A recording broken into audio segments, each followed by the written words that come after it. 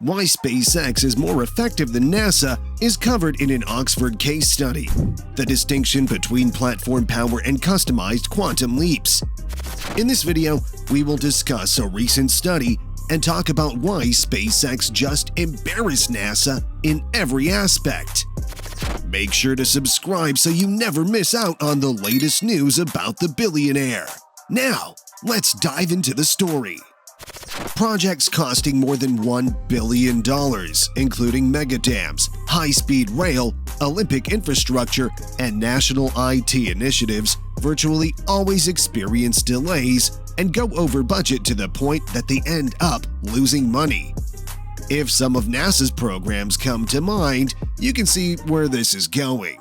A recent case study on NASA and SpaceX was written by Flyvberg and a collaborator named Atif Ansar. They compare quantum leaps, focused one-off efforts like the Space Shuttle or the Space Launch System, to repeatable platforms like containerized shipping, the auto industry, and SpaceX's vehicles. They specifically assert that there is no difference between the public and private sectors. Instead, the researchers are concentrating on organizational concepts that are conducive to conducting revolutionary projects at scale successfully. They contend that project planners who seek to make a significant advance in a single bound become entangled in mental processes that result in failure. Because the projects would never be attempted if the true prices were known, they fool themselves into believing that the project's actual costs will be significantly lower than anticipated. Platforms, on the other hand, see gradual growth. These aren't simply digital creations, they're actual actions that share a number of traits, including repeatability, extensibility, the capacity to take in new information, and the capacity to adjust to changing circumstances. Consider SpaceX's progression along the launch value chain, starting with the modest Falcon 1 rocket and moving through the disposable Falcon 9, the reusable Falcon 9, and finally, the Falcon Heavy. Before expanding its business model to include ride-sharing, bigger satellites, spacecraft, and people, the company concentrated on tackling the issue of tiny satellite launches. SpaceX learned through ongoing testing, cutting-edge software development, and previous NASA programs. In order to create Falcon Heavy, the first American heavy-lift rocket in decades, its engineers modified the Falcon 9 architecture.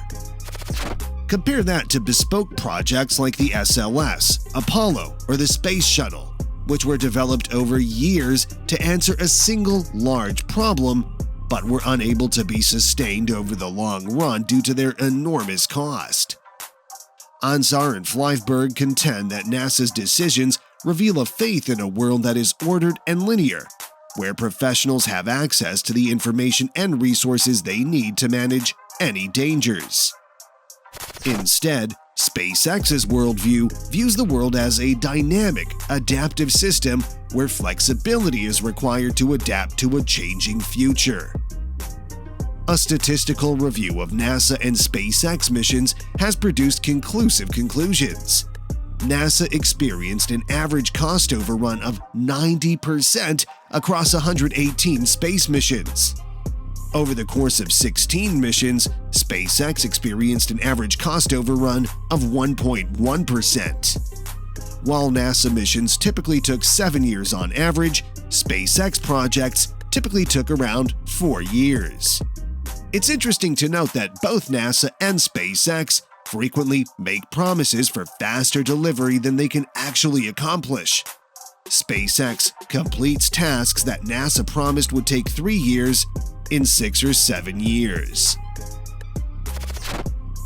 Aside from that, the paper provides a helpful response to common criticism leveled at SpaceX by its detractors, that the company is underbidding for government contracts to gain market share and relying on enormous venture capital to make up the difference, much like Uber is doing to compete with taxis. The authors come to the conclusion that underbidding cannot close the enormous cost difference between NASA and SpaceX programs by examining publicly available financial data on bids and investment. All of this means that NASA and other decision makers or business planners should adopt a platform approach to problem solving. Sectors of the economy like health, education, climate, and military are ready for a platform rethink, they argue, because government finds it difficult to manage spending, timescales, or to realize the benefits quickly enough. This can even disprove the assumption that you can only build something with 2 out of 3 characteristics – fast, cheap, or big – as it relates to project management's iron triangle.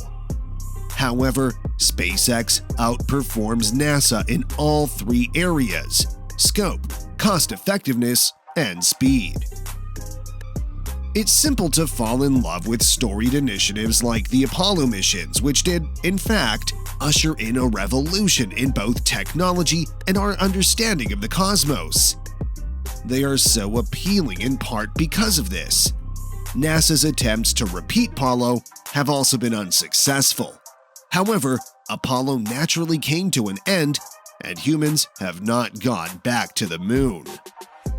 The current moon megaproject, Artemis, combines both of these approaches by utilizing platform approaches through contracts for moon rovers and human landers with SpaceX and other space service providers, as well as traditional programs like Boeing's SLS rocket. We will witness these ideologies in action on the upcoming mission to the moon.